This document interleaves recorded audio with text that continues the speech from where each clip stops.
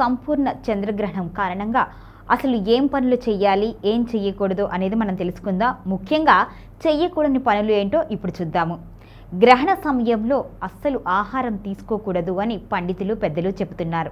గ్రహణానికి ముందే అంటే గ్రహణం సమయం ప్రారంభానికి 1 గంట ముందే దాని ప్రభావం ఉంటుంది. 8:30 నుంచి అనుకోండి. ఆ సమయం కల్లా ఖచ్చితంగా అందరూ భోజనాన్ని ముగించి స్నానం చేసి ఉండాలి అంటున్నారు. ఎందుకంటే గ్రహణానికి ముందు చేసే దానాన్ని పట్టు స్నానము అని, గ్రహణం తరువాత చేసే స్నానాన్ని విడుపు స్నానము అంటారు. గ్రహణం అర్ధరాత్రి సమయంలో విడుస్తుంది కాబట్టి విడుపు స్నానం చేయకపోయినా పర్వాలేదు, కానీ పట్టు స్నానం చేయాలి అని పెద్దలు జ్యోతిష్కులు చెబుతున్నారు. అదేవిధంగా ఖచ్చితంగా ఆహార నియమాలైతే పాటించాలి అని, గర్భిణీ స్త్రీలు బయటకు వెళ్ళకూడదు అని కూడా చెబుతున్నారు. అయితే గ్రహణాన్ని చూడవచ్చా అంటే గ్రహణాన్ని మాత్రం డైరెక్ట్గా చూడకూడదు అనే చెబుతున్నారు. దానికి సంబంధించిన నిబంధనలు ఏవైతే ఉంటాయో ఆ ప్రికాషన్స్ తీసుకున్న తర్వాతే గ్రహణాన్ని చూడవచ్చు అని చెబుతున్నారు.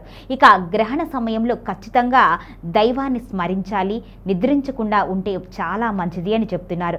నిద్రించడం వలన ఎటువంటి ఉపయోగము లేదు, కానీ ఇబ్బందులు అయితే ఉంటాయి.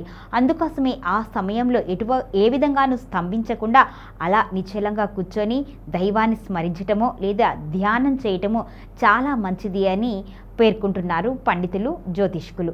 అదేవిధంగా ఆహార పదార్థాల మీద దర్భలు ఖచ్చితంగా వేయాలి అంటున్నారు. ఈ దర్భలు వేయటం వలన అది యాంటీ ఆక్సిడెంట్గా పనిచేయటం వలన ఎటువంటి ఇబ్బందులు ఉండవు, ఆహారం అయితే విషతుల్యం అవ్వకుండా ఉంటుంది అనేది నివేదికల ఆధారంగా సైంటిఫిక్ ప్రూఫ్స్ కూడా ఉన్నాయి. కాబట్టి ఖచ్చితంగా దర్భలను ఉపయోగించాలి అంటున్నారు.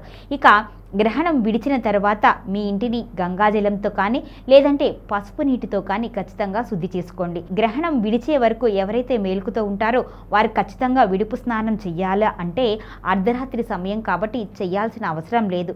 ఆ సమయంలో గంగాజలాన్ని కానీ లేదా పసుపు నీటితో కానీ సంప్రోక్షణ చేసుకొని మర్నాడు ఉదయం అంటే సోమవారం ఉదయం రోజున ఇంటిని శుభ్రపరచుకొని అదేవిధంగా తలస్నానం చేసి ఆ తరువాత పూజా మందిరాన్ని శుభ్రం చేసుకోవాలి.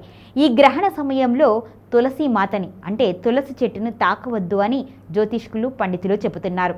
అదేవిధంగా మన గృహంలో ఉన్న దైవ మందిరంలో ఉన్న అర్చించే ఏవైతే విగ్రహాలు ఉంటాయో ఆ విగ్రహాలని ఒక నీటి గిన్నెలో పెట్టాలి అని, లేదంటే ఒక తడి వస్త్రము అక్కడ కప్పాలి అని జ్యోతిష్కులు, పండితులు చెబుతున్నారు.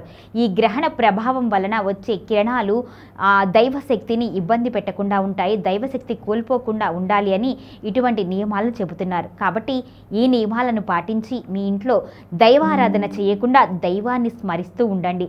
తులసిని ముట్టుకోకుండా తులసిని పవిత్రంగా అలానే ఉంచండి. గ్రహణం తర్వాత సంప్రోక్షణ చేసి అంటే గంగాజలంతో కానీ పసుపు నీటితో కానీ సంప్రోక్షణ చేసి ఆ తర్వాత స్నానం చేసి యథావిధిగా మీ పూజా కార్యక్రమాలను చేసుకోండి.